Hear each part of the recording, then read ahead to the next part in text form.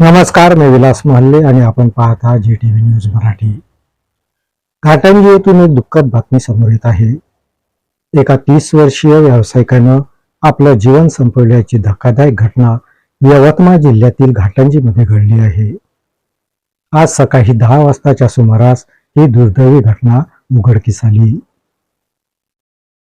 यवतमाळ जिल्ह्यातील घाटंजी येथील रुक्माई साडी सेंटर या नामांकित प्रतिष्ठानचे सर्वेसर्वा उमेश गावंडे या युवा व्यावसायिकानं आपलं जीवन संपवल्याची धक्कादायक घटना समोर आली।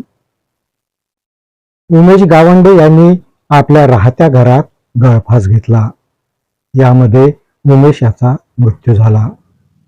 ही दुर्दैवी घटना आज सकाळी 10 वाजताच्या सुमारास उघड झाली। मृतक उमेश गावंडे हे मूळचे सुकळी या गावचे रहिवासी होते।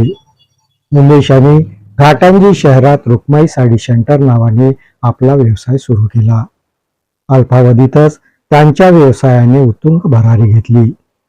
मात्र आज अचानक उमेशच्या दुर्दैवी मृत्यूची धक्कादायक घटना समोर आली।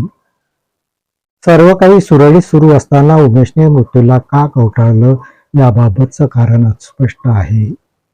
घटनेची माहिती मिळताच घाटंजी पोलीस घटनास्थळावर पोहोचले आणि पंचनामा करून उमेशचा मृतदेह उत्तरेय तपासणीसाठी घाटंजी येथील ग्रामीण रुग्णालयात रवाना केला। उमेशच्या पार्थिवावर उद्या 12 एप्रिल रविवारला त्यांच्या मूळ गावी सुकळी येथे अंत्यसंस्कार करण्यात येणार आहे।